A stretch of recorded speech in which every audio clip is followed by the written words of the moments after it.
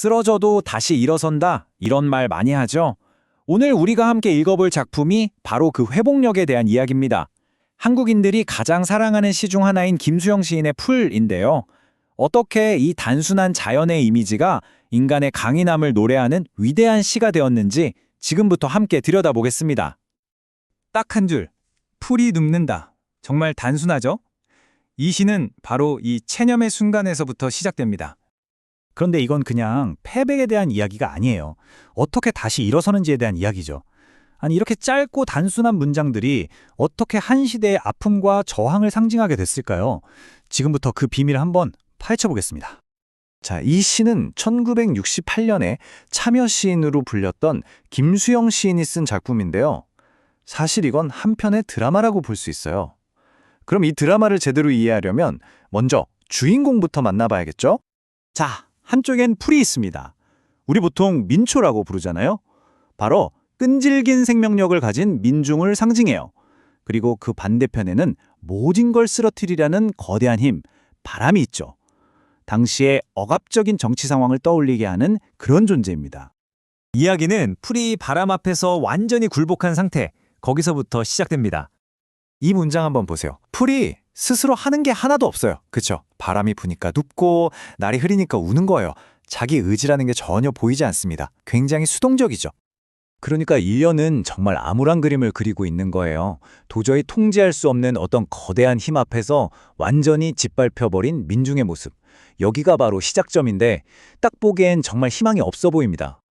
그런데 말이죠. 만약에 풀이 더 이상 그냥 기다리는 걸 멈추기로 결심했다면 어떻게 될까요? 이 시 전체를 관통하는 아주 중요하고도 미묘한 변화가 바로 여기서부터 시작됩니다. 자, 이제 2연으로 넘어가서 이야기가 어떻게 확 바뀌었는지 한번 보시죠. 바로 여기서 모든 게 달라집니다.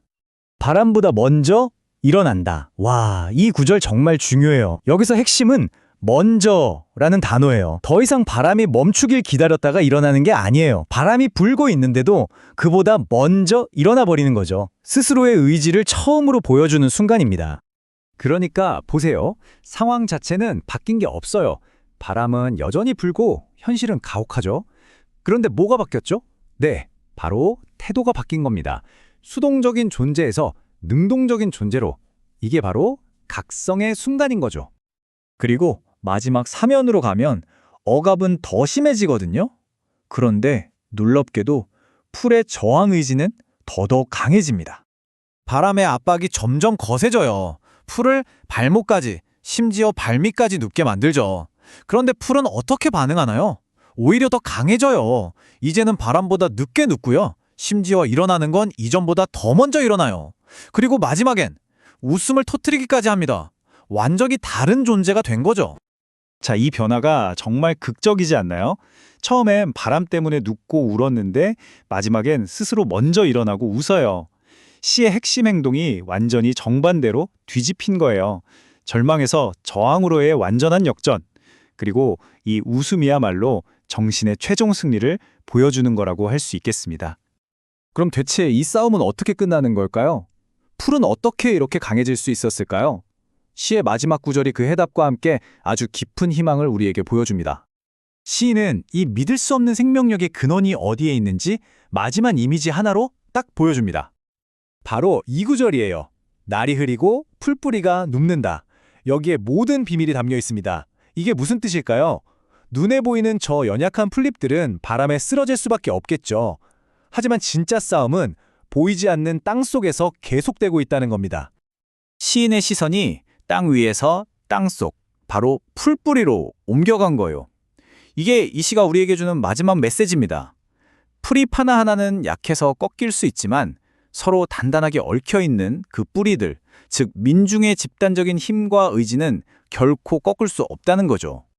결국 김수영의 풀이 우리에게 던지는 질문은 이런 게 아닐까요? 바람을 멈출 수 없을 때 우리가 할 수 있는 저항이란 과연 뭘까? 진정한 강함이란 결코 쓰러지지 않는 게 아니라 쓰러져도 더 빨리, 더 먼저 일어나는 법을 아는 것이라고 말입니다.